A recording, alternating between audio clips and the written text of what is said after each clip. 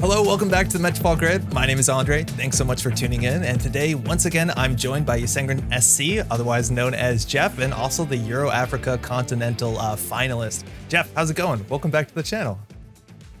It's going great. Thanks so much for having me on. I'm excited to talk about our hits and our misses from our last tier list ranking. It's all hits. It's all hits. And that's exactly what's going on today. So just about exactly 1 month ago, the two of us sat down and we went through all the cards of Midnight Sun. It's like 65 cards, if I'm not mistaken, and we ranked them on a tier list. The runner tier list is up on Jeff's channel. The link is in the description if you want to check that out. And we did the corp cards here. And so we said after the Continental season, before Worlds, and mind you, we're currently on filming. I think we're about a couple days before an expected new ban list. We wanted to revisit our shots called and see how accurate they are and celebrate entirely all of our successes, I guess. Yeah, I mean, we had 0 misses, so this is just gonna be us patting ourselves on the back for, well, going by the length of the last 2 videos, about 5 hours. Yeah. But maybe we'll see, if to just be polite to viewers, we'll maybe compress it a little bit more than that. Yeah, but this one will be a bit shorter, I think, for sure. But just to make sure we're all on the same page, we're going to go over the language we used for our 5 tier categories. Firstly, top tiers are at the top, bottom tiers at the bottom, and they go from left to right. Left is the strongest of the tier. So the further right you go, the further out you get. So our tier lists, Ban Me Please was our best tier list. And that is not something that we're actually asking to get banned, but these were the cards that we thought stood like far above everything else and were the like real big meta changers, the things that you could look at if you needed to ban something. Faction Staple, this one was interesting because these are not always the most powerful cards, but these will be the most ubiquitous cards within the faction. So sometimes you see something like, I think Steelskin Scarring was a good example, where it's like not inherently a busted card, but there's going to be no Anarch deck you're going to see largely without 3 of these. Next, Archetype Role Player, pretty straightforward, powerful cards, but maybe a bit more niche. And we did see that on the corp side, I think, a fair bit. There's a lot more cards that only work well with like the identity, but we're really good with that identity. So those need to be celebrated. And I think niche is like a slot that it's easy to look down on, but these are what do we call oftentimes tech cards. And there's some matchups where some of these cards could be the best card in your list as long as the meta, requires that. So definitely good cards, playable cards, but you're not going to see them constantly. And lastly, we have Shame, which was just our bottom tier of cards that we think there are almost no reasons for these to currently see table play at all, which is obviously a bit unfortunate, but we don't have that many of these. With that being said, what do you want to do, Jeff? You want to just run through the top all the way down? We give our like quick thoughts on each card and we see how we move them around. I think probably that makes sense. Yeah, I think that's probably the easiest way to do this. Cool. And won't be chaotic at all as we come back and go like, have we already talked about this card or anything like that? Yeah, perfect. All right. Starting at our top, our only Ban Me Please card is the multi-axis of the Twinning. Did you see this at all during Continentals? I think I saw it in like 1 or 2 decks. Yeah, I mean, not really at all. This is definitely, I think, a bit of an L I have to take. But I think there's a world where we could see it. I think other stuff shook out that pushed it out any deck that used this from being like top tier. Yeah. I still think this is going to be a power hitter card.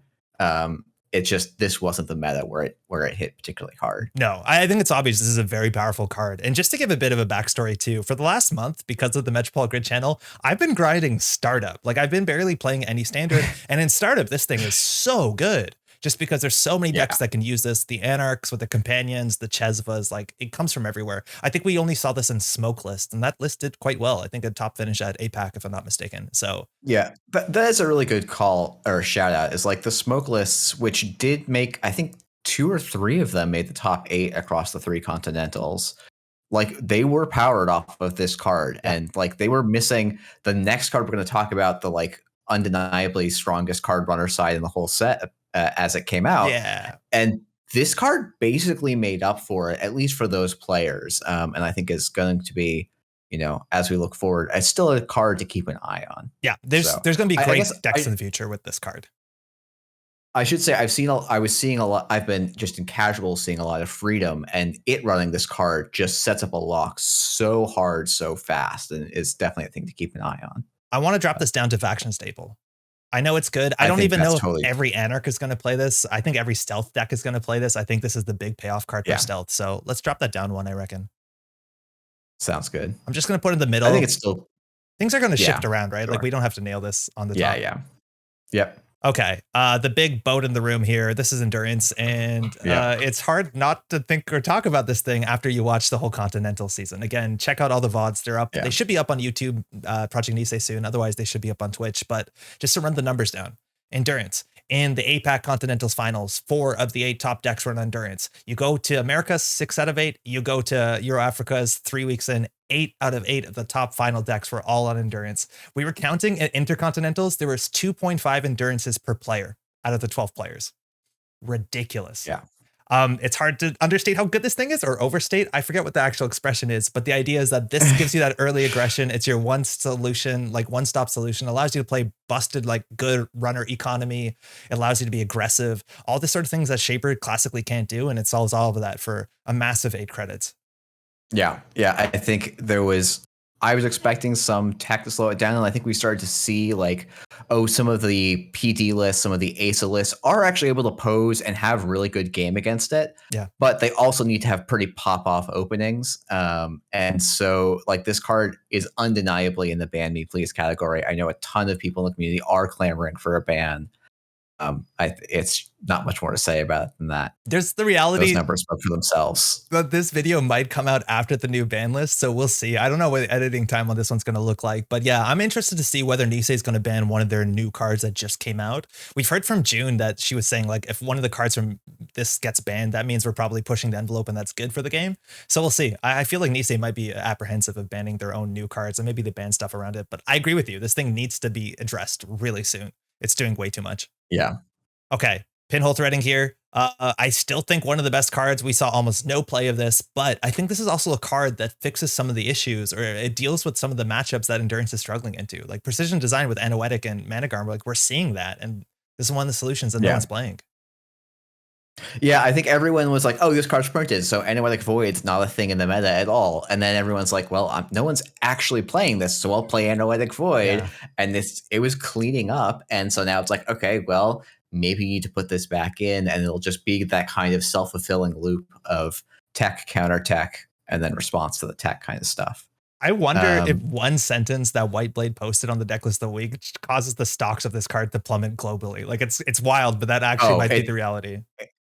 It definitely does. I mean, like, I think that's the funny thing is like the community is really small. And so it really doesn't take much to push the meta a lot. And it's like, I mean, like, and like seriously, like there was a huge thing, like right when APAC came out of like, oh, corps it's like a 70% runner meta because runners basically ran the table in the cut. And in all of the other Continentals, it's been between 50 and 60%, I think. Yeah, it's been fine. And yeah, and like I'm not saying that that's a vindication of the meta or that's in a great place, but it's just like the perception is so heavy that like corps can't do anything.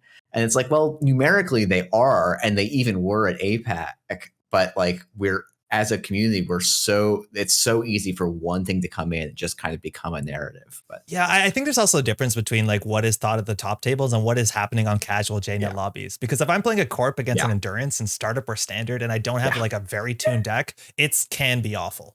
So I hear people's complaints there. That's for sure. What do we do with this thing though? No, I agree. I feel like this. To me, I think this actually is going to fit down into niche because it is a tech card. But again, as you were talking about, that doesn't mean it's bad. I know. Just that it's going to be good in exactly certain scenarios. And maybe if we see something like an endurance ban and then something like the Reality Plus Drago prison list becomes just dominant, suddenly you start seeing more pinholes because this helps you deal with that Drago easier. Things like that. Yeah, I hear you. It'll be back. It'll be good again. People will be playing it. It'll be common. Just you wait. And speaking of common, I don't know if we have to have a discussion about this. Steel Scarring is good. Yeah, it stays right where it is. It's good. All right. Deep dive on the other side. It's good. We saw a fair bit of this. We still saw this while people were pivoting to other multi-axis, and by multi-axis, I mean Stargate and Shaper. You did still see some Shaper deep dive decks. We haven't seen a lot of Criminal performing, and I think Criminal is one of the best deep dive decks for strange reasons. But I don't know if I really want to push this around. I don't think I really do either. I think it's like this and the next card we're going to talk about, like sit in the meta. They maybe weren't as dominant because of just the way that the best boat deck was constructed, but they're, assuming that I'm like, I think it's fair to say that deck is going to be targeted by the SBL in some manner, and I expect these two cards to come right back up. Cool. And yeah, this is the next one. This is the Sable. And Sable, we saw almost none of it. Like, I think she was one of the top performing criminals, but criminal was the least represented faction, barring some mini factions, and not all mini factions, mind you. So people are not playing criminal, and I kind of get it, right? If you want to play aggressive run-based Netrunner, you're kind of playing Shaper or even Anarch now with endurance. So you need a good reason to not, or to exactly to do this. Excuse me. So it's going to be good. I think, yeah. I think Sable is actually quite good, and I was kicking myself a little bit during Intercontinentals where I looked at the field and was like, if I had submitted a deep dive Sable list, I think I can just walk over everyone, because Crimp historically has a pretty good HB matchup, and basically everyone's on HB. And if you can dive and always land it, like it's hard for HB to win before you can see two agendas at some point. Yeah. So I hear you. Is Sports Metal worth playing? Like, Criminal into Sports Metal always felt bad. The deep dive is like okay because they're running real 2-pointers, sometimes pseudo 3-pointers, but I think that's the hard matchup, right? That's definitely the hard matchup, and it's probably why no one was running Criminal. Yeah. It's a matchup I'd love to see if you can tech and tune the Sable just enough, because Crim has historically had a really interesting and dynamic matchup into all of the other HB ones, and at various times been ahead. And I do think Deep Dive is really big for beating those HB decks that are like, okay, cool, we're going to get to an even game. We're both on 4 points, and I'm going to slam it in an indefensible remote. And Sable says, well, you can't make all three centrals and that remote all indefensible, like unrunnable at the same time. So I'm going to win one place or the other. Yeah. We're going to see more of her for sure. It's just a matter of time. The balance changes will say, do you want to move this? I feel okay about it. I also feel okay about this one. Cool. Okay. I think this is interesting too, because we saw absolutely zero of this. I think the whole core damage, the whole sabotage thing, we're going to have to reevaluate pretty heavily. But this is Ghost Tongue. And while we haven't seen any of this card is obviously on paper pretty good. And I do think that and a lot of people are expecting Nisei to deal with, or to balance out to some extent, the like inevitable economy over time cards, the sort of like easiest path to economy in this game, and we might have to shift to something a bit more card drop based, something that you're playing events, and then this gets really cool. I don't know though. Like I think this could definitely drop into an archetype role player, but we're just not seeing it now, so I'm starting to doubt myself. It is tricky. I do think it's really. I think this could end up becoming a faction staple still. But it's very clearly not a faction staple. It didn't even come close to showing up. And it's not showing up, I think, in even the decks we're seeing kind of people exploring that much. Yeah. I do think there's some interesting SLists, and they often are running this, but it's just not a faction staple today. Okay. Yeah, we can drop it. It's definitely a very good card. Maybe we'll see that coming back again. If people are running events instead of like, Rozeki and companions or whatever, it seems quite good. Yeah. I think we want to drop it top of archetype role player. Yeah, I think that's appropriate. Again, we'll move things around. We're getting through every card. We'll move things around. Okay, we got a gun. It's Revolver. I said that this was the best killer in the game, and I still think that's true. But since then, we haven't seen a lot of shapers who are the ones who would probably exceed with this, or with the whole simulchip kind of necessary play with this thing. They've not needed this. They spent their influence everywhere else, and because they have endurance, you can find a better way to break sentries. And that's a problem.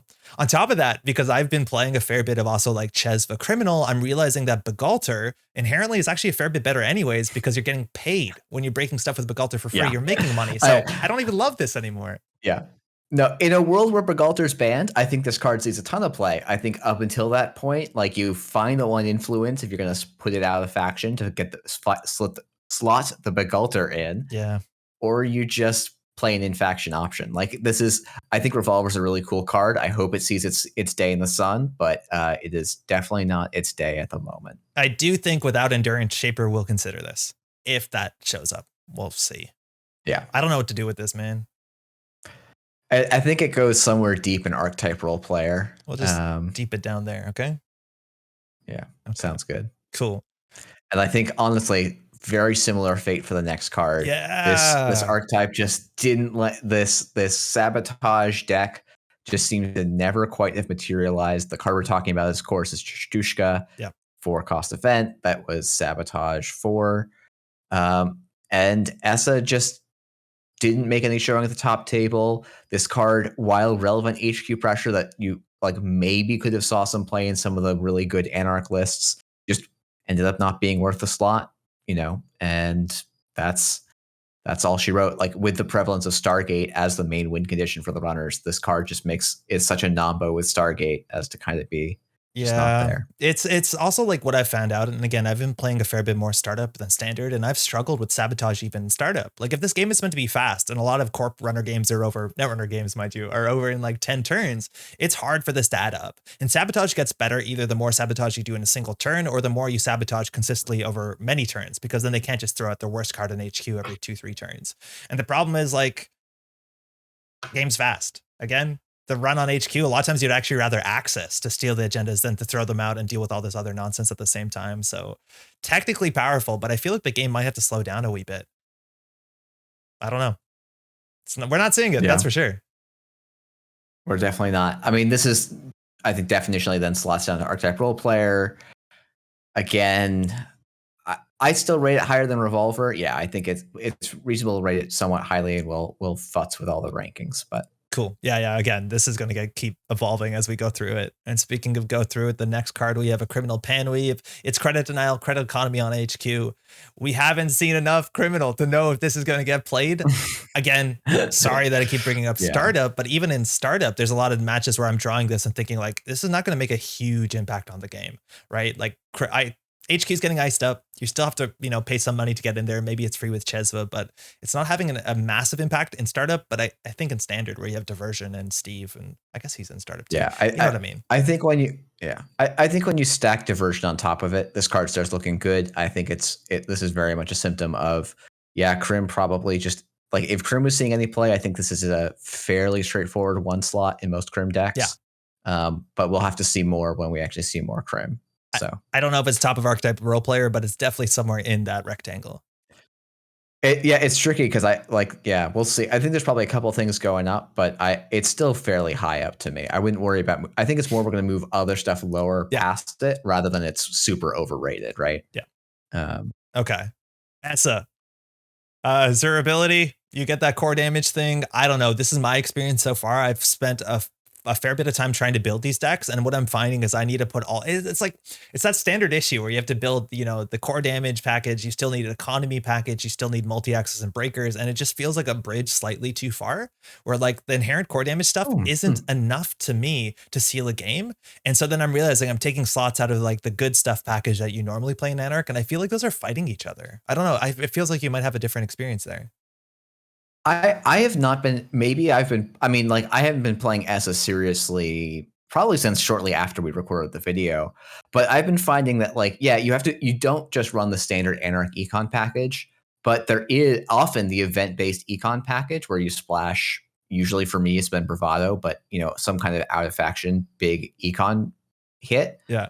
And you just kind of say, I'm going to burn through my deck and I'm going to try and land 10, 12 sabotage and camp the remote a little bit, like poke for singles where I can. It's not as robust as other game plans, which is why we didn't see it competitively, but it's quite close to being there. At least in my experience. I reckon I might I'll have to throw you over a list, but yeah, I think there's two issues. One, I'm not excited to spend 9 influence on Bravados, albeit it's very good. It just doesn't feel like enough for me, but whatever. And I think the other thing is I've spent too much time playing Augustina Ivanovskaya, which is not gonna help me in most matchups. So. No, I think playing a card that's shamed and then building into that is a real challenge. So I just wanted to see if we're wrong or not, and I keep trying her because she sounds fun. But yeah, okay. Do you think that stacks up comparable to Panweave? Because we're definitely not as faction staple yet. No, I definitely not. I think Panweave probably is going to be a little bit more of a big deal. Okay. Cool. Yeah, I would maybe put Ghost Tongue to the left of Essa because I do think we might see Ghost Tongue out some more. Yeah, I think you can. This is a card that I did see. I think we saw for the first time at Intercontinentals. This is Propeller, which is the basically like lady-esque fractor that allows you to save some credits because you don't have to deal with strength. This breaks barriers cheaply, but not forever. And I think the only list we saw this in at the top tables was specifically APOC. The APOC Shaper. Yeah. You were also playing APOC, of course, at Euro Africas. Were you on Propeller? I forgot to check. I wasn't, but honestly, there's been a bunch of games where I wish I was. Okay.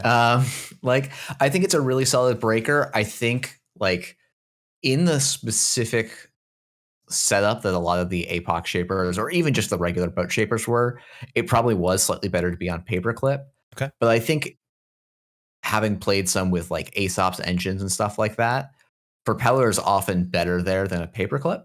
Yeah. And so I wouldn't, if Shaper has to pivot away from their current econ package of Roseki, Tackworm, Pad Tap, we might start seeing actually a lot more propeller because of how well it deals with a lot of the barriers around, and then also having this nice payoff at the end of a great Aesop's target. Yeah, I wasn't entirely sold on this. I know you rated this higher than I would have, but the fact that if econ packages are challenged by an upcoming ban list update and you're moving to Aesop's, that seems attractive. Yeah, this Euler, those sort of cards get a fair bit better. I think this is a lot better than Gauss, regardless of the Aesop's engine. Yeah, agreed. Do you want to move this up? What do you want to do with this? I mean, like, I think,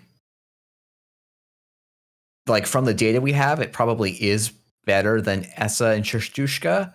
I don't think it's going to end up being that high overall. And it's like, when we get to all the Krim cards we put in Archetype Role Player, it's like, we don't know. Like, I think that a bunch of them are good, but it's just like, we have no data, so it's so hard to know where to put things. Yeah, speaking of no data, Cheswa, it's coffee, it's 2 recurring credits. That's a lot of money on a single card that costs the same cost. You can get your money off this fast, but again, we're seeing very little to no criminal play. So I don't know how good this is. Again, from my startup play, I've been playing as this is such a hot card in that sort of deck. And whether that deck is top tier competitive, that's a different question. I'm a bit doubtful, but it's a lot of fun. I mean, I think runner side and startup is just top tier competitive. You shuffle 45 startup cards together in runner and you win. Yeah. No, I hear you. For me, just like in the interest of keeping this moving, I think we can probably put this to the left of propeller. Whoa, really? I'm surprised you say that. You like Chesva, huh? I think this card's. I was very skeptical, and I have been proven wrong basically every time. So okay.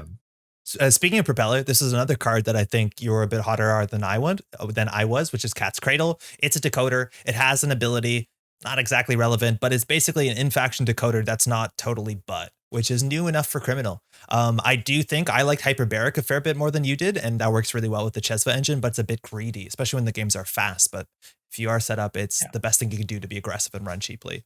How do you like Cat's Cradle? Have you seen it? Have you played it? I don't know if I'm ever going to be excited about an okay decoder. That's my issue.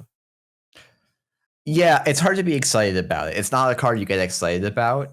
I think it's still totally fine. I would still probably say it's like, to me, I'm like roughly where that is. That's probably about right. Good enough. Yeah. Okay. Speaking of just good enough, I guess it's Padma. We did see some Padma decks. None of them broke any of the top cuts, but I think we saw some interesting lists. We got to see Kasi string at Continental, so that's kind of fun. But that was the issue. Right now, Lat is the quote-unquote best shaper. We still see Cabanesses, we see some smokes, but the question is this ability worth getting rid of free card draw? I don't know. I mean, basically, it's like, in theory, if you get your 4-cost Earthrise down, now you're better than Lat, as long as you can spend a click a turn to run. But Lat was probably doing something funky, 1 click a turn to make it balance out, and you should be running R&D anyway most of the time. So, like, in theory, you're like, this could be good, but I think basically not having a link, having to find a card in your deck to really get that powerful draw, and the fact that Endurance mostly charges itself just means that Padma just doesn't have much going for her. I think Lat's still one of the weakest, like probably the weakest ID ability that's seeing a lot of play, but it's that shapers just don't have a lot.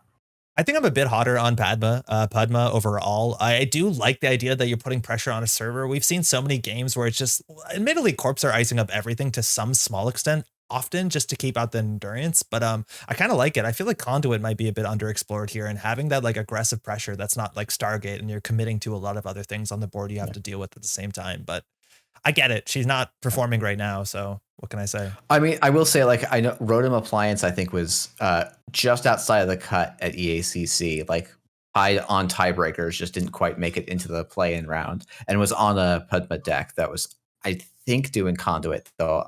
Cool. I'd have to go and actually look up the list. So yeah, it's definitely an option that's totally viable. I kind of want to move her up a bit, but I don't have a lot of data to confirm that. I'm going for the heart. I mean, I think putting her above Propeller, maybe even Chesvy is okay. Cool. Okay. This I think is a big. We're gonna have to make some big changes on this. This is Into the Depths. And it's a nuanced run based card, and exactly what we said turned out to be slightly true. And then we were kind of like, the problems that we brought up are real with this card, but then those weren't real problems. Let me explain. The issue with this card is classically in Netrunner, you would think that this card gets a bit awkward because to be able to make runs, you have to install breakers, and then once you have your breakers up, what are you getting with your Into the Depths? It's just like an awkward, dirty laundry. Maybe not awkward is the right term sometimes. But the thing is, now modernly, with everyone on their 2.5 assigned endurances per person, they're running aggressively as soon as turn 1, turn 2 sometimes. So this becomes all gas. Now, we saw this very commonly. We did see a couple decks drop from 3 to 2 to start playing stuff like self-modifying code, which this was pushing out of the meta, for better or for worse in some situations. So this card is definitely overperforming, but it's so much attached to the endurance. Yeah, I think it definitely is going to fit in the faction staple for Shaper.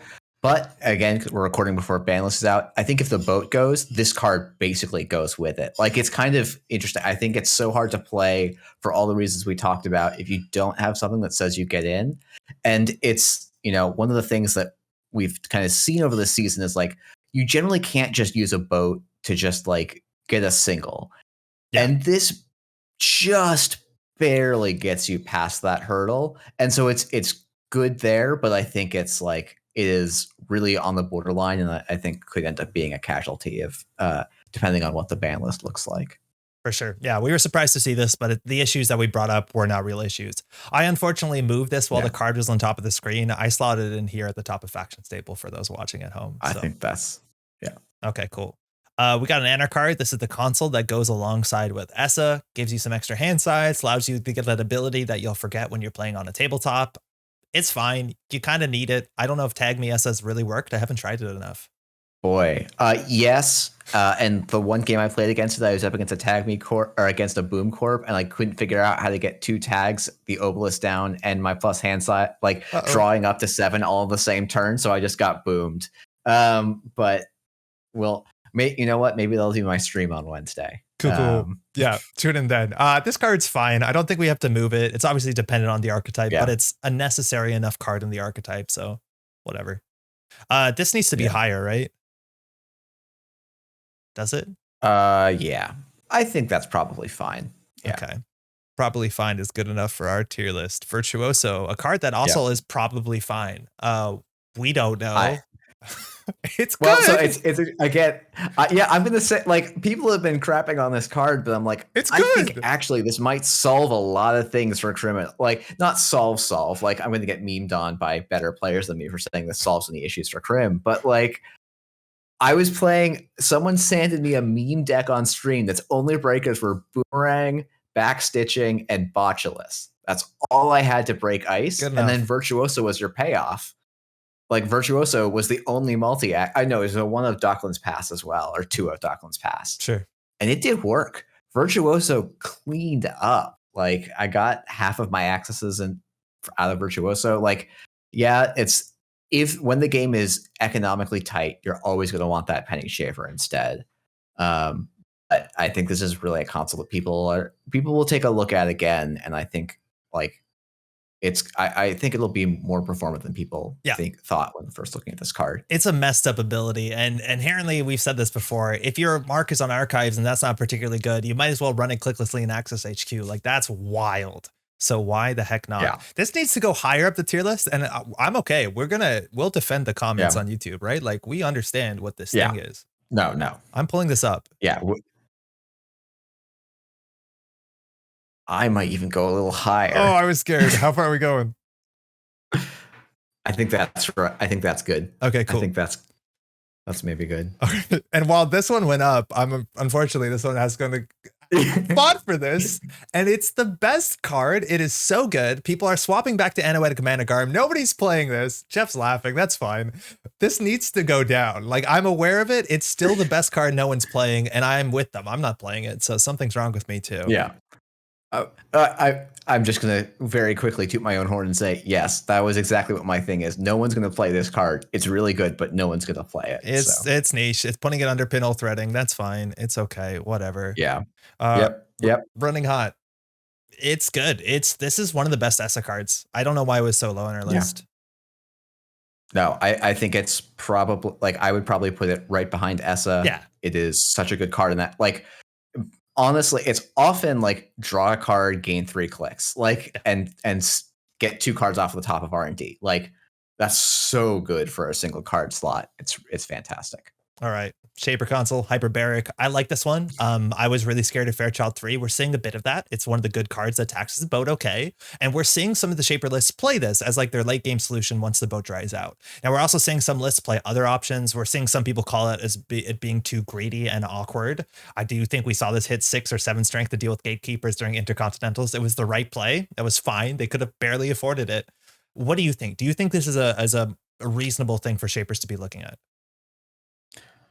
I think it's a sign that Shaper Econ's completely busted at the moment. I think as soon as Shaper Econ gets reined in a little bit, everyone swaps over to Unity and goes, wait, I'm saving like 5 credits a game. What the heck was I doing playing around with this card? I think the reason it was good in Sokka's original list was the 3x mod. I think he was on 3x modded, maybe only 2x. So I think the reason this was good in Sokka's original list was all of the copies of modded meant that this was a good secondary target, basically, after you got the endurance down. I think as people have been cutting back the modded, this is a Joker card to play. You should be playing Unity. You will discover that you will actually save money over the course of the game compared to playing this hyperbaric. But you know, hyperbaric being played is a sign that Shaper Econ is just completely busted at the moment. So Unity makes me so sad that people are excited for Unity when you have this cool, flavorful, unique card. But I hear you. The one thing that I want to say about this card is that if we are seeing a lot of those HB decks that are consistently jamming in a remote server, this does eventually actually pay out. But I don't know if the game's long enough. Yes. We don't know if the econ's there. But yeah, it's something worth looking at. And I think you definitely want to consider it in certain metas. Oh no, I think you're totally right. Like there are elements of it that are really good in the meta. It's they have a Fairchild 3 and they play the next activation command, and oh god, I have to get it to strength 8. Like what am I doing? Like that's when you really stop and think about like, is it really worth 16 credits to get there, or I guess 14 credits, right? But for those YouTube comments, but it's still a very good card. Where do we move it? It goes up a bit. Yeah, I think right around Virtuoso probably. Oh, cool. Okay. I think just like I think if it was my personal rankings, I would probably put a little bit. Yeah, I think that's pretty reasonable. Okay. Yeah, that actually looks about right. You don't have to hide your feelings about this. We can work together on it. All right. Hyperbaric's garbage. Yeah, we'll put it into shade. That's fine. Environmental testing. The card that pays you out by installing a lot of stuff. I do think there's decks I've been playing that I should have considered this in. The fact that it's a charged target, if you're playing Padma, I totally forgot that. That's actually kind of okay, but it's still a card that I found to be very clumsy because getting 3 credits on this up front and then still installing a bunch of stuff can be hard unless you're like specifically like simulchip SMC all in one turn. I don't know. I don't actually think I like this thing. Yeah, I was really high on this, and then I took it to a circuit opener and had 2 games where I got this down and got tagged and was the saddest boy. Yeah. And it's like you can, if you're on this kind of simulchip SMC decks, which we're not seeing a ton of, but if you are, this is a great little piece of your engine, but they're just not particularly good in the meta. This card's pretty tricky to get payoffs on consistently right now if your name's not Woo. Yeah.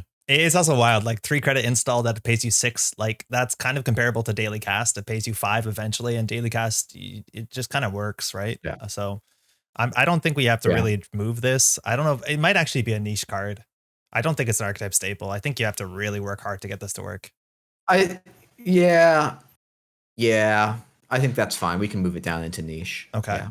And speaking of, well, actually, no, this is not niche. Hold on. Where is this? This is rigging up. I never realized that this was a boat reference in its own, but it's a modded with a charge on it. And Yeah, look, I'm not pointing fingers. I know you didn't like this, and there's nothing wrong with that, but it is showing up in the modern meta, and it is working out. We have seen people hard casting endurances, and it's not only this credit savings, the charge itself on the endurance, allowing you to deal with 2 ice for like the first run. That's actually kind of mattered too at competitive level. Yes, that said, I think we've seen the number of copies going down over the course of Intercontinentals. That said, it still overperformed my expectations. It beat out in environmental testing pretty handily, so I got to take the L on this one. Again, I'm not trying to point fingers, but no, I know you're not. The other thing is that this is going to be largely dependent on endurance. If we're seeing less endurance, you're just going to see less of this in general, because endurance was the best target, and we've already talked about where we think Hyperbaric could land, and without either of those cards, I don't even know if it finds a slot in a lot of decks. So for now, it's doing pretty good. I don't know. Up here, maybe up here.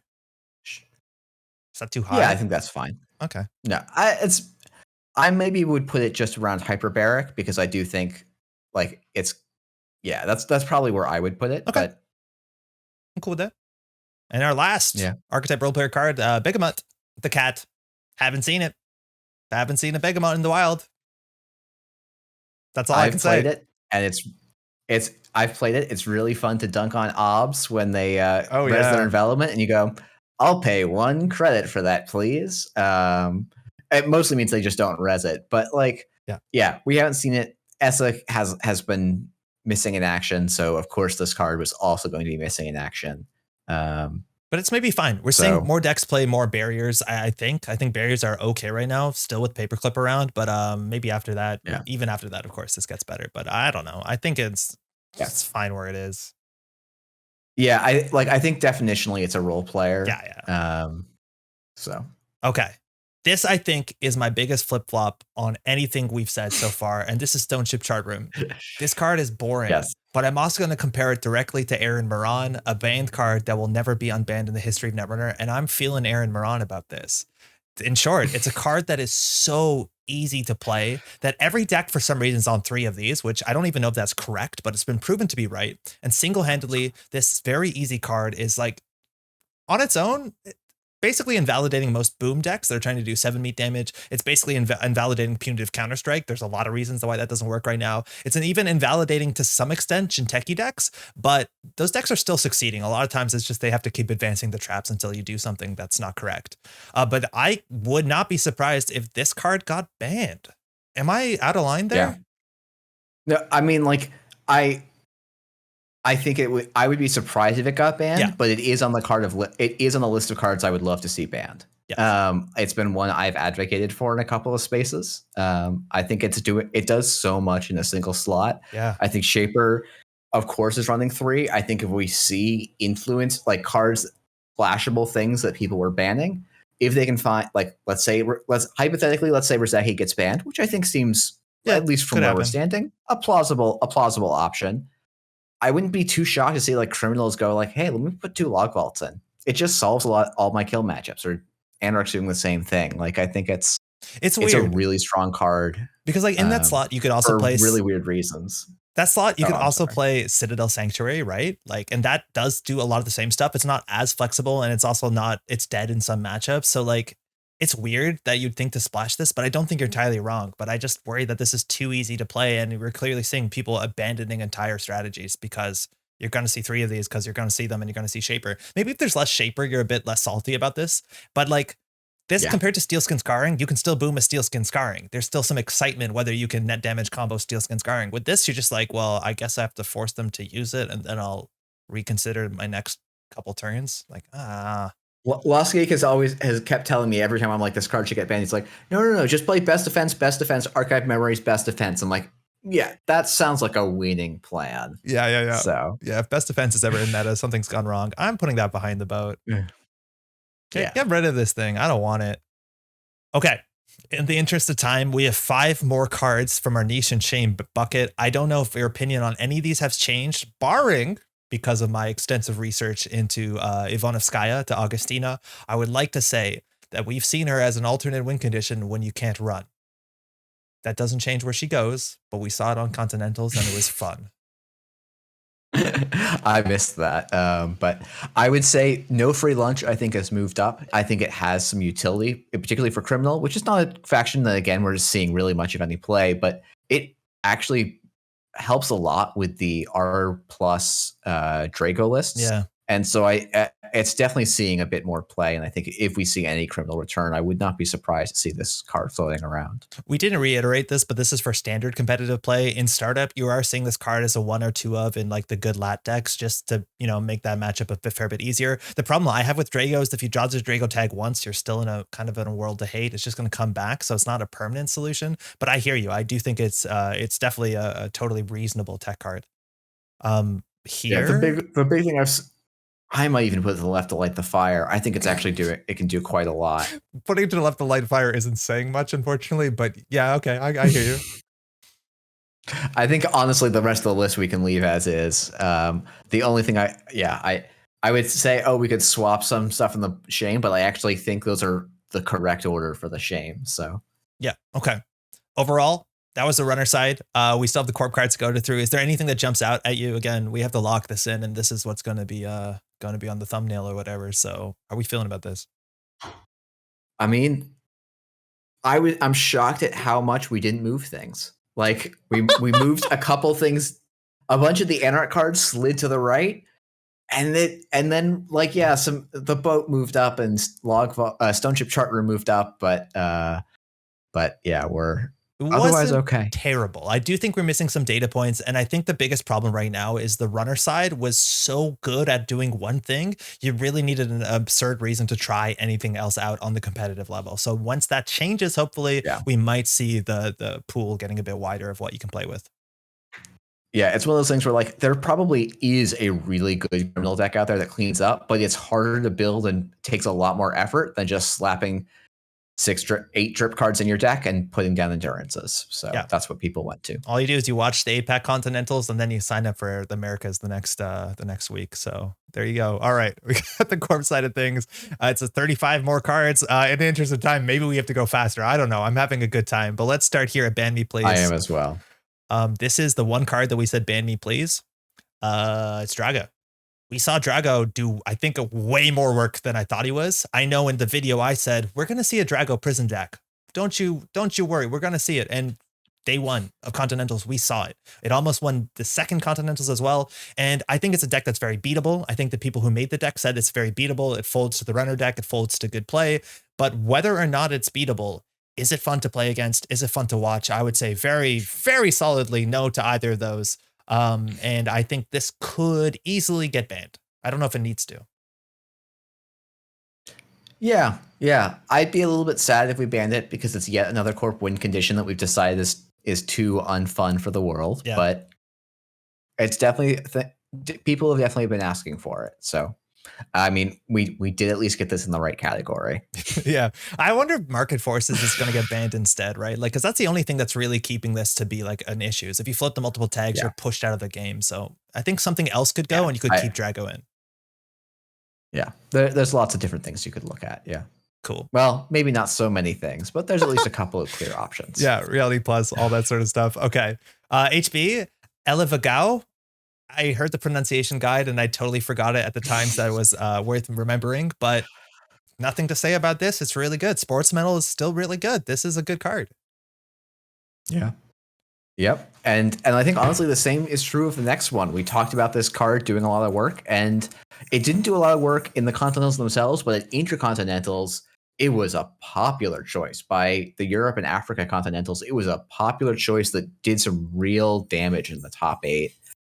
This is of course Ob, and I think it's, it wasn't, maybe it's not super combo-y. It really, there's a couple of different flavors. There's some more grindery ones. There's just some gear check, rush, pressure ones, and there's definitely stuff here. And I think it's going to be here to stay. Yeah, it is really good. I'm so excited we saw this. I do feel like it was the sort of deck that needed to be refined, and maybe it was the confidence, maybe it was the fact that we understood what the runner meta was like, so you could really tune this, because the ice suite of this deck is really well positioned against endurance most of the time too. So love it, fun to watch, really fun to play too. Fantastic card, love it, good stuff. Yep. And very similar The ZF protocol, nothing really to say. People are dying to this, which is really fun, but it is a very powerful card in the archetype. Just a 3/2 agenda you'll see in Wayland until the end of time. Yep. Cool. All right. I feel like now maybe I might have misstepped here. This is Bathonimus, and it's a faction staple.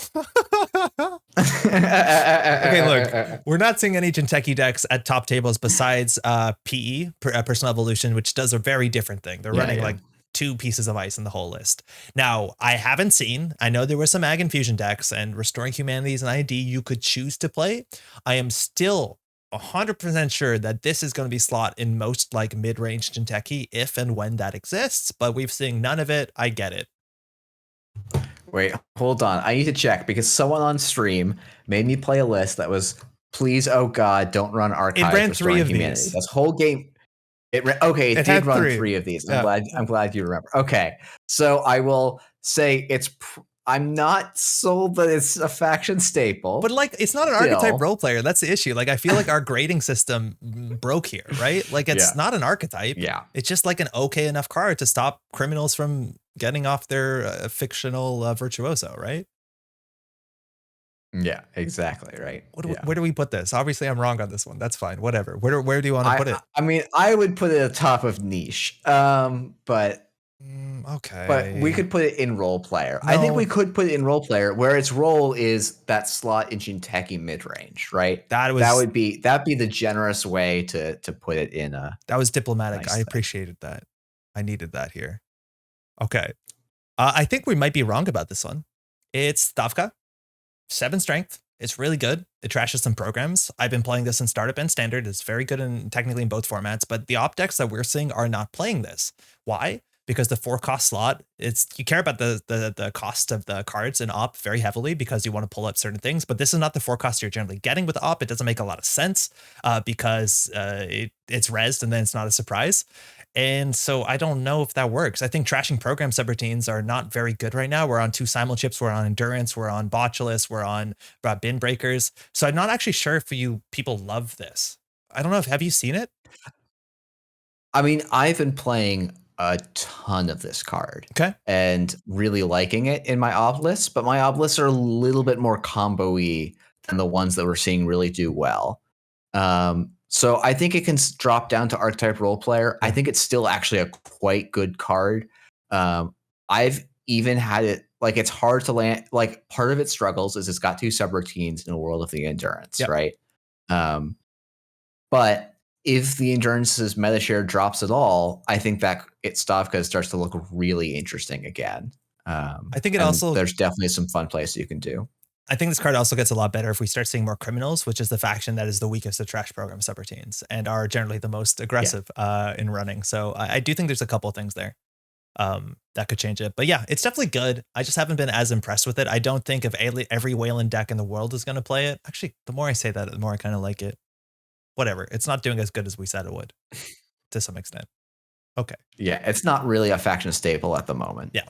Okay. And our last faction staple, as we called out, that's Anemone.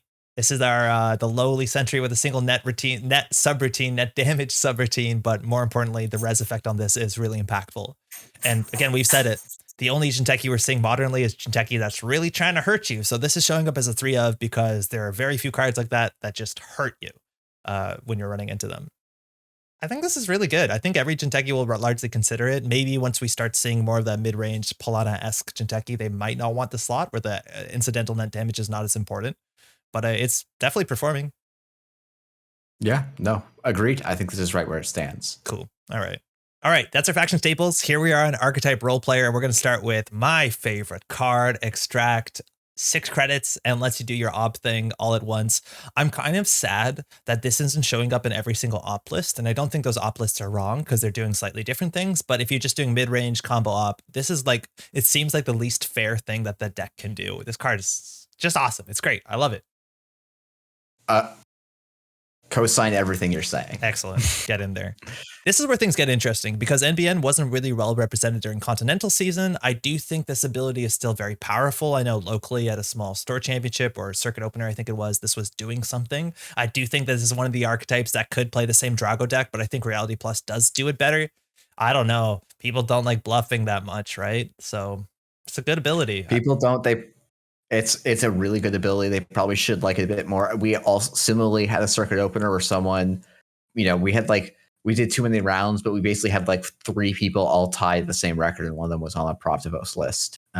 Yeah, cool. And yeah, it's a solid card. It's a solid card. It's obviously not performing the way that we thought it would, but I do think that there's something there that needs to be solved. I just think like you have to deal with the boat first, and maybe this is falling beside that issue. I don't know. Do you want to slide that down a bit, or do we really stick to our guns here? Honestly, I feel like let's stick with our guns and archetype role player. I actually think we got these quite well, and we'll move some things left and right sort of in this framework. Okay. As needed. Perfect. I like that. I think that makes us feel more confident.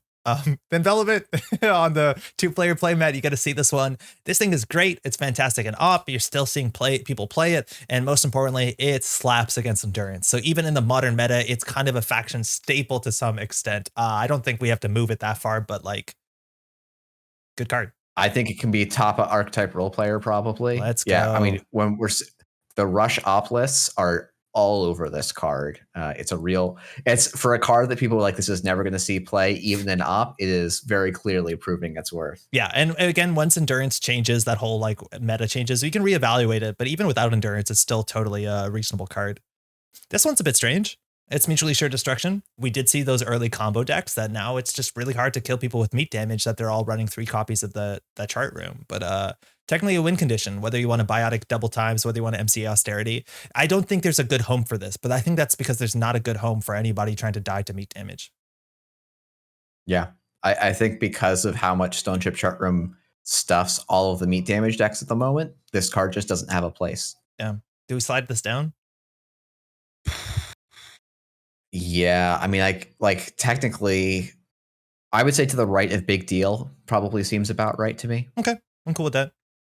And Jinteki, that's our next card, and this is specifically a net damage card. We're a Blood in the Water. I think this card's great. We see personal evolution. I do think we're seeing fewer of these. Now most decks are on 2 of these because it is kind of awkward in your hand. And while I don't think we're seeing any kills with this, I think we're seeing runners have to respect that, and that does open the game up a bit, I guess. Yeah, and I think the PE lists do have some kill combo scores that still involve this card. They're just realizing that running 3 of them actually hurts your game plan a little bit. Yeah. So we're down to actually the number I kind of in my head thought we were going to end up on. Yeah. And I'm cheating a bit because this is exactly what played out in plate testing. So we got one thing right. We'll see. I do think, and we'll get to this. In fact, let's get to the next one. There is 3 big Jinteki PE cards here, but I think this is Blood in the Water is actually probably the least important of the 3. Because this is Mitosis, and this is a nonsensely powerful card as long as you have the cards to support it. But one of the big things right now in Jinteki that is working is putting multiple cards on the table that are advanced. Continue to advance them, because they have to figure out which ones are the clearinghouses. They have to figure out which ones are the Urtica Ciphers, and they have to figure out which ones are Ronins or Blood in the Waters or Neurospike stuff. This card is massively powerful, and it's almost entirely has revitalized that archetype. Without this, I don't think you can play that archetype at all. No, I agree. I think this probably could go. I might even put it right behind Envelopment just because of how much damage those PE decks did in Continentals. People are scared about the PE deck. They're actually thinking, like I'm going into a meta, I have to beat PD, I have to beat Oplist, and now they're also saying I have to worry about PE. And you're seeing some shapers play Caldera for better or for worse. So yeah, that's or you're seeing some shaper players play APOC for that reason. That's true. Yeah. Was that actually a consideration at the time? You're like, I don't want to deal with any of this? Oh, wild. Yep. It very much was. And like I was trying in both of the PE games. APOC was my line because I didn't want to have to deal with mitosis. Oh man. I haven't had enough time to review all of Euro Africas because it was at a difficult time zone, but I'm excited to see all that stuff. Okay. Speaking of the Continentals, I hate this card, and that's because its name is Big Deal, and it's been an issue. I've been saying Big Deal like way too commonly as a phrase to describe Netrunner forever, and I feel like I'm attracting flack on the internet for this now. So, stupid card. Please ban it. Significant events. Just start practicing significant events. Have you felt this too? You felt this too, I bet. We're seeing this. Has anyone played one during Continentals?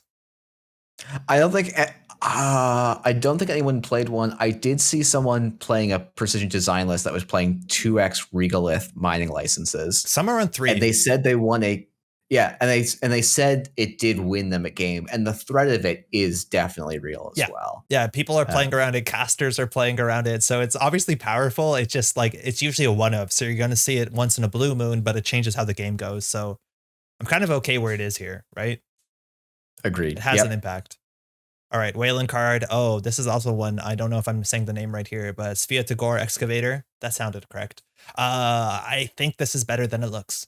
And specifically because the op lists that are catching on right now are acid heavy, because that was an issue with this card. It opens up so much op power, but you had to protect it. And when you're playing, 19 assets or whatever, this kind of protects itself just because there's too much stuff to trash. This is very powerful. Yeah. Yeah, the Econ Warfare HHN list love this card because this is a great card when you're in a scrappy money fight. You can leave it unresed as a threat and then res Econ Warfare and land a nice easy HHN, recover after an HHN. We're seeing it actually in a lot of the ob lists, actually more than we're seeing Extract at the moment. Yep. I think Extract is still a card long term I expect to see a little bit more of, as assuming that combo op lists ever come to fruition. But this card is very clearly putting in some work. Yeah, it's great. It's also the zero cost is perfect because in those acid decks, it goes like Maryland into launch into this, and you get so much value if they don't trash one of those cards, right? It's just cascading value, which is exactly what you wanted in that acid based matchup. I think this goes up like pretty high, like probably behind Extract, but modernly it should be in front of it. Yeah, I think if we were to look at the meta at exactly Continentals, I think it would go to the left, but I think putting it to the right is probably long term going to be right. Okay, cool. And a lot of text on this one. Moonpool, the third really big Jinteki like net damage card that came out in the set. And we saw this in weird places. I'm still convinced, all respect to Lucifer, that this can't be correct. And that's only because Lucifer, who is playing triple Moonpool or double Moonpool at Continentals and Continentals, is bloody cursed. And anytime Lucifer shows up on camera, gets into the combo tank, draws 10 cards off of the thing, and then just is missing one card for this thing. So I'm feeling so sorry for you. I having played that on stream, I think 2 of these is right in his list. That's where he ended up. I think, it can do some really cool stuff. I actually am kind of happy with where it's placed, but I could see the argument for putting it to the left of Blood in the Water, which is definitely another kind of similar-ish card. The one reason I do think this is better is that when I was testing this, I was playing Personal Evolution decks, which is also a great home for this, that just did not have enough economy at all. And once you get like just a silly amount of economy in the deck, you can't run anything as a runner. If there's a Moonpool on the table and you just check the wrong thing, suddenly 2 more core damage or 2 core damage, even on an unadvanced card, if it's the right thing. So I think this is a bit better than where we had it. Do we want to maybe just swap those 2 cards? Which 2? Moonpool and Blood in the Water. I'm okay to just do that. Do that? Yeah, I guess that's probably, that's actually correct, I think. Yeah. Okay, cool. We got Crypto Crash, an NBN agenda. We're just not seeing any NBN decks that want to play agendas. Like, I think all the NBN decks we saw, if they could play 0 agendas, they would sign up for that. I think there's been an Acme list that was doing kind of tempo 4/2s. Oh, really? I was looking at that today. I think they were on Off-World Office. I'm not sure if they were on this, but I remember seeing some. That's what I was going to go say. I think they were on Off-World Offices because they're trying to jam. It was like, actually, I have the list up right now because that's what Off-World Office and come on, Arella Salvatore and load the list. There we go. Beal, tomorrow's headline, 15 minutes and Bologna's. Yeah. So this still didn't make the cut there. It's not making the cut. I believe in this card. I think that's a mean as heck subroutine that can swing games so hard. I do think you need to be on Seamless Launch and NBN, which is not a bad card. But currently we're seeing no evidence that this is a card that exists. So I don't know what to do with it. We probably should slide it down. Maybe not. I might. We can leave it where it is and slide stuff past it as needed, I think. These are seeing more play than this is. All 3 of those cards, I think, would end up sliding to the right of it. So I think that's a good place to put it. Okay. Regenesis. Oh, man. I really don't like that there's a card called Regenesis and a card called Mitosis, and I'm meant to figure out what the difference is. It's too hard for me. I can't figure it out. But this is Regenesis, and it's the 3/1 agenda that allows you to make this a 3/4 agenda as long as the stars align. Kakurenbo combo, Sansan City Grid. We've talked a bit about that, but we saw a bit of this during Continentals. Largely, it's failed. because it is very conditional. The amount of conditions on this, the amount of conditions on Moonpool, they align with like a ridiculous amount of restrictions. I don't know. I'm starting to believe in this less and less, but we haven't seen the sort of decks exactly that could capitalize on this. I think this is a very nice threat in those PE lists. It actually forces the runner to make runs in cases where they wouldn't want to. Yeah. Actually, a decent number of the time. Like, yes, it doesn't often land, but it often induces weird runs out of the runner in a way that ends up helping those PE lists a lot. So I'd be actually a little hesitant to move it too much. And it does have a very, very high ceiling as well. I think we're seeing it as a one of in PE decks just because exactly you need to play around this. And if you have this and you're already playing moon pools, you can make it that 3-4 agenda or 4-3, whatever, however you want to talk about it. Yeah. Cool. That's what the Obokata protocol, which is obviously very important in those lists. So I'm okay with that is. That's fine. Vlad grid, Vladisibirsk city grid. Again, you're not seeing a lot of this. You're not seeing a lot of NBA and Glacier stuff. Well, you are, but they're just basically jamming agendas with Anoetic or with the Acme ability. So they don't need this like offloaded fast advance. Controlling the message, I don't even know is playing this. I've seen mostly Drago lists. I've seen even like Lacosta lists. Those were kind of popular for a Strange Minute. But this is not seeing much play at all. Nope. I think like it's just the type of lists where it existed end up being the same ones that Boat really chewed alive. Yeah. And so it just didn't really get it hasn't gotten its chance in the sun yet. So I don't think it's useless for this card. Again, people are not playing Pinhole Threading or Light the Fire. So these sort of like baits into the remote servers are probably fine. But yeah, I don't think it's doing anything. We can pull it a bit lower, I guess. I'd leave it where it is. I'm not really too. I think maybe we can swap it with the next card that we'll talk about, I guess. Right? Okay, cool. Preemptively, this is Mess in the Chest Vote. Did you figure out how to say this one? I know that you're struggling with this.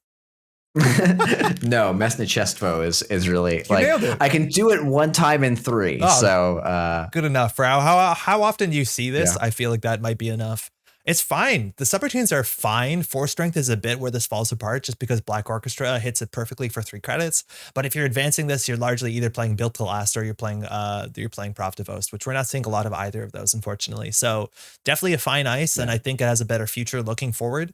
But currently, Built to Last is really good. I like this and Built to Last a lot. To plug my Continentals video again. In the very first game, I play up against a Built to Last that had this as part of their econ engine and their constant rush behind ice, and it really can do some work. And it's solidly okay. Yeah, 2 subroutines again, and that's the issue. There's so few ice in the whole game that has more than 2 subroutines. So like, there's so many of these ice you look at and be like, wait, I could play something cheaper that taxes out endurance just as much. That being said, this one is interesting because of the on encounter, but you have to be playing something special to get there. Okay. Yeah. Where are we at? Oh, we're at Refuge campaign. Right. So a 4/4 that gives you 2 credits. It's Blue Moose. They reprinted Blue Moose.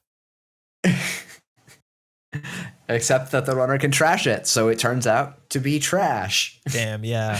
I don't know. I think we could consider niching this. Like the Ace lists are doing much more interesting stuff. I think we're a bit high on this. We got some good feedback saying like, I don't get it. Like Nico is better, Maryland's better. And we said that this was the worst campaign, but I think we're a bit charitable because I do think being the worst campaign is a bad spot to be when there's 2 other better campaigns. So yeah, I still would be reticent to put it in shame, but I think it definitely belongs in niche. Yeah, I think there's like, oh, I just moved it behind the card. Excuse me. I just dropped it basically right underneath where it was. We'll fix the niche section because I do think the niche section is a bit more interesting at this point. Okay, NBN, we have Backroom Machinations. This would show up, and it has showed up. It actually has been a very important part of the Reality Plus Drago deck. That deck is a 40 card minimum, so we're playing 44 cards, 18 agenda points, 6 3-pointers, and a backroom, which the runner can't interact with in any meaningful way with Drago. I think this is technically a more performant card than where it is on our list. Yep. I probably, going by performance, I would put it right around that big deal Blood in the Water cluster. Cool. Yeah, that seems fine. Fine. Okay. All right. One of these HB Ice, our first harmonic. This is Wave. And we would like this because it has a cool ability. I think getting more ice is actually okay to tax out the endurance. This is not a subroutine anyone really needs to break, for better or for worse. But again, harmonic ice is pretty bad. It's going to be reevaluated in the future. This could be niche. I don't know. I think we were just kind of wanted this to be better than it was. Yeah, I think we could probably slot it into niche. I think that's pretty fair. Okay, cool. I'm just going to drop into here for now. And Jinteki, not our last Jinteki card by a mile, but it's a card we actually saw. Bladderwort. Shoutouts to all the archetypes that were called like kidney stones. That's a terrible name, man. I don't like thinking about kidney stones, but Bladderwort is a card that is seeing play not so much in Jinteki decks. I think people have tried playing this in Personal Evolution and realized that's way too ridiculous of an ask, but more so in these asset decks that are actually going out of their way to stay underneath 4 credits. And I think Man of the Moon played it at Intercontinentals and at Continentals, and what a wild ride to see someone advance an Ice Wall just to duck under the 4 credit threshold just to zap someone. But I don't know. I feel like the runners should just always trash this thing if they can. But the idea with that deck is it's recurring. Yeah, so I think the interesting thing is the more I've played against them, like, well, actually, you can let it tick 2 to 3 times and it doesn't matter. Like, you can let it ping you for a damage 2 to 3 times and it's probably not going to do any work. Man of the Moon's list, I think, is really interesting. I'm not super sold on it myself. And it's like the best use I've seen of Bladderwort. So I'm not that high on this card, but it's probably not as low on this list as it is showing currently. Yeah, it's something that people are definitely going to go out of their way to explore, but still having low credits while still trying to be something that's spamming assets. And those are generally decks that want to get a credit differential to punish you with things like hard hitting news. That doesn't line up. And Man of the Moon's deck wasn't a hard hitting news deck for what it's worth. So it's fascinating. Do you want to just like drop that up to, I don't know, about there?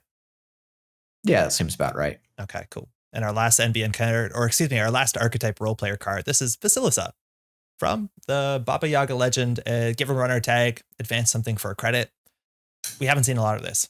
I have played against this, mostly in startup, and there are certain servers like R&D or HQ that I just refuse to run because I understand if I run through this, they'll get an advancement and that could entirely change the game. So like actually surprisingly potent for a 2-cost ice, just because what's advanceable in a remote server, especially in a world of Drago, let alone agendas, it's a world of a difference. That one advancement. Yeah, I think this is quietly a nice little impactful piece of ice. It's doesn't, again, we didn't see any NBN, so of course we didn't see any of this card, but I think we could move it up a little bit and pretty safely. Cool. Yeah. No, I like this. I'm surprised how scared I was of this thing. I don't know. I think I can put it maybe here. Yeah, I think that seems pretty good. Okay, cool. Now, we're almost done here. We got the niche slot here, and these, again, are cards that are generally tech cards. It doesn't mean they're bad cards. In some matchups, they're the most important card. And I think a perfect example of that is Mavirus, which is the new Cyberdeck sandbox. Of course, the net damage subroutine, I haven't seen that actually matter yet, but this is sometimes the most important card in the fast advanced matchups that need to deal with Clot. Interestingly enough, now without Cyberdeck Sandbox, there are more viruses showing up. We're seeing all the shapers on like 2 of Tapworm, which is really annoying. I don't know whether people want to spend influence on a quote unquote solution to that problem, because I don't think it's reliable. Do you do that? Do you have to deal with Tapworm? I mean, I more or less, I didn't put this in. I was playing this in my PD as 1 influence over my 3rd Spin Doctor. Whoa. And it actually did work for me. In the PD, it ends up being really nice because it first can bluff as an asset and then still bluff as a defensive upgrade, which is really something fantastic for that deck. But the thing I got a lot of utility out of was people building big fermenters and people going for big Tapworm plays. And being able to res this and deny them credits at just the right time ended up being a big play for me in at least 2 games. Cool. Which is enough for me to feel like it was okay.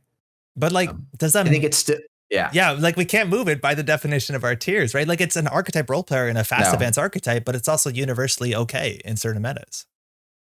Yeah, I think it's very much a niche card. And this happens to be a good meta for it.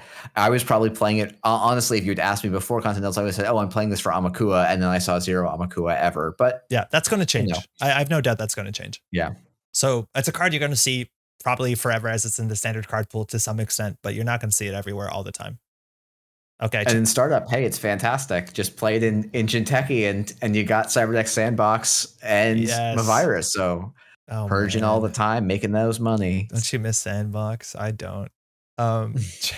Check a Scion NBN Acid. It's an ambush that gives you tags based on advancements. You get a tag off the bat, if I'm not mistaken. Yeah, which is good, but like, there's not a lot of slots for this. Again, it's one of the real threats in Proptivost, but even in Proptivost, I'm not convinced it's the best thing you can do for the slot. I think that's exactly what we said last time. I don't know what I'm just reiterating, I guess. Yeah.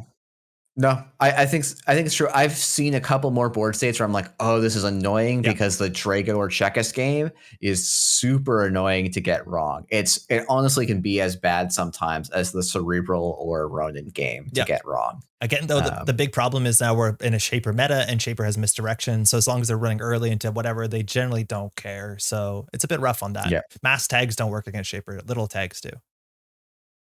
Okay, this is one that I think we can say definitively to some extent we're wrong on, definitively to some extent.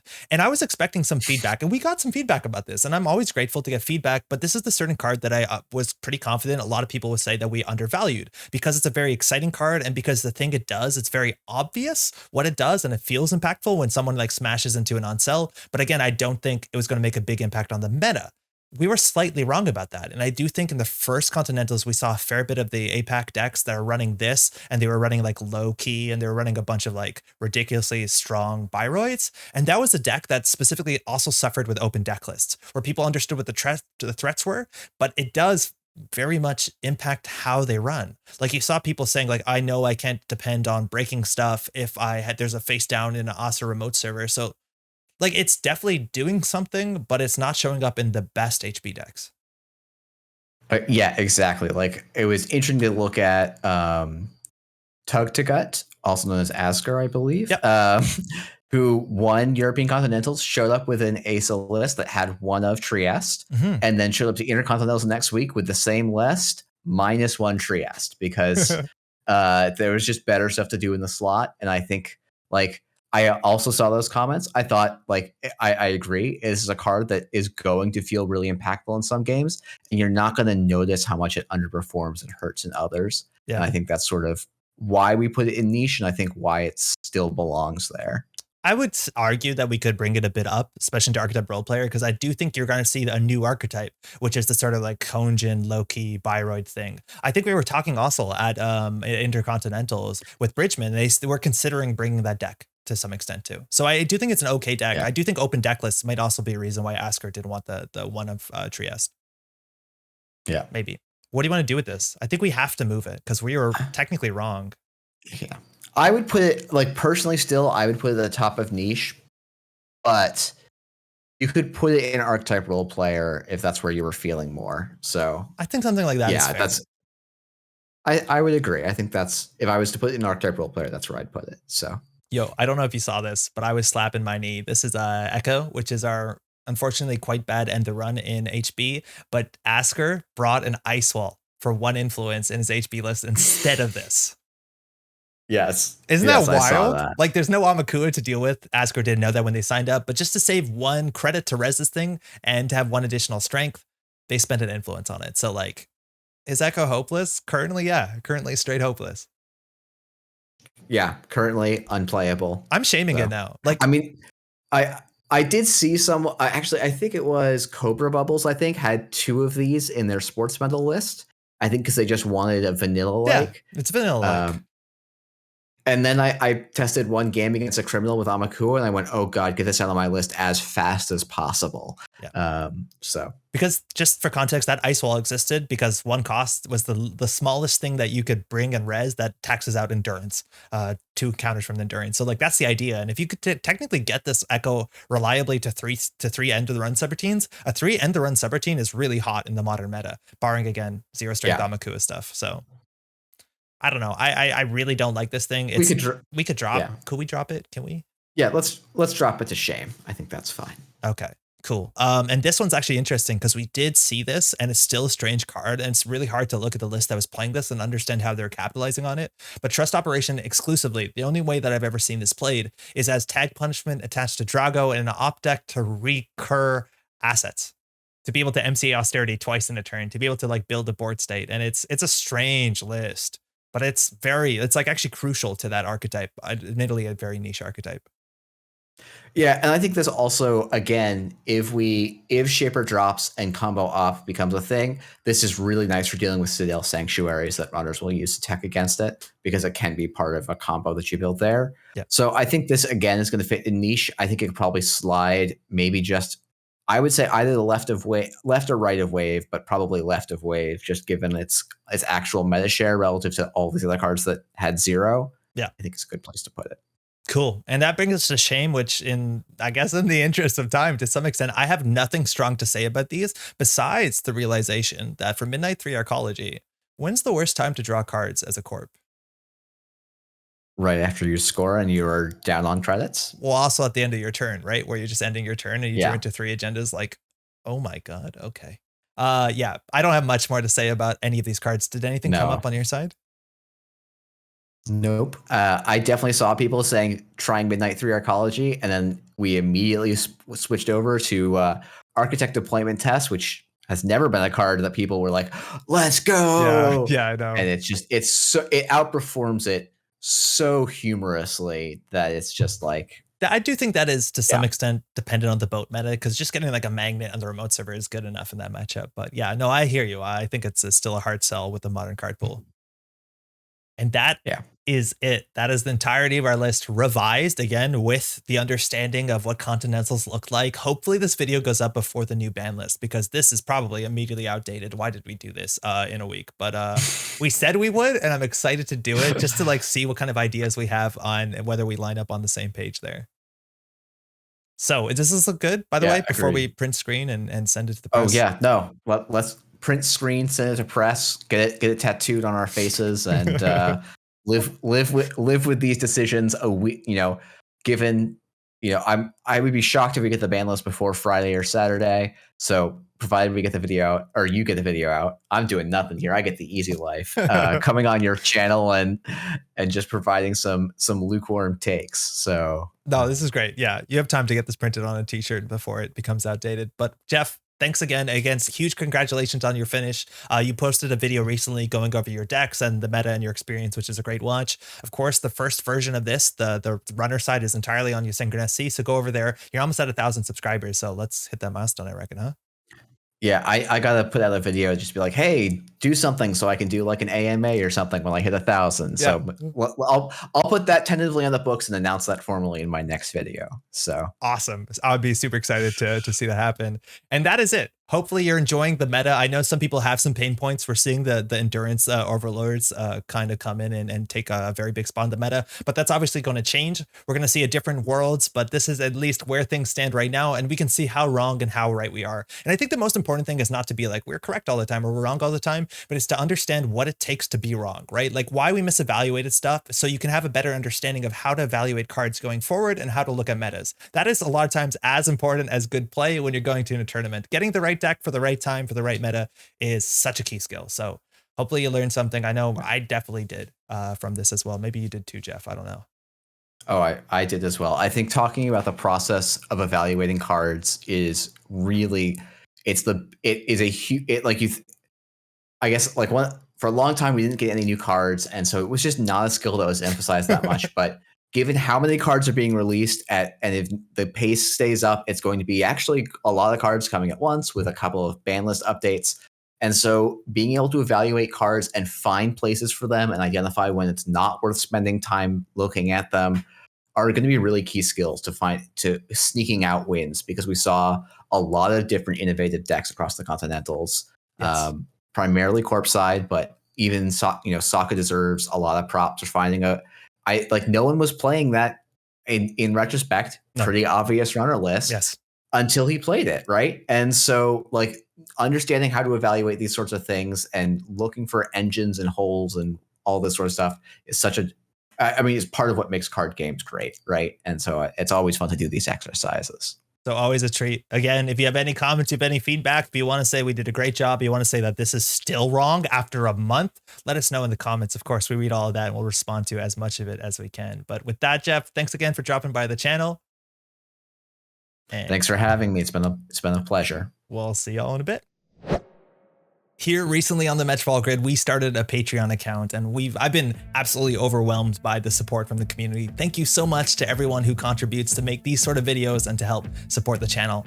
I do want to give a shout out to all our Sure Gamble and higher tiers. Again, anybody who's donating at the daily cast level is greatly appreciated. But From all the patrons of the date of recording forward, this is a huge thank you to Taekwon Dean, Sebastian Keinzel, Spooky Noises, Jay Verrill, Chris Mitchell, Matt Conduit, Lee Butler, James Coulson Wright, Joe T, Zach Cruz, Nathan Hutner, Michael Chanuel, Elliot Mobby, Jalen Horm, Daniel Cook, Spray, Arthur Pitt, Hanny Hebisha, Levy Corner, Lucas Encoder, Clement Marshall, Nathan Durant, Padrago Royce, Stefan Primal, Jossie Barron, Michaelis Magos, PR Small, Ewan Milne, Jeff Bennett, Awesome Case, Sebastian Colorado, New Object, Sven Zavan, Asfa Channel, Andrew Jolly, Shane Lilly, Alec, Chris, Cror, Sebastian Koch, Kat Shen, Kin Elwin, Astrolad, Izzy Stardust, Andrew Robertson, Paul Ulrich, and Dan Bouchard. Thank you so much for all your support for the channel. It definitely is appreciated.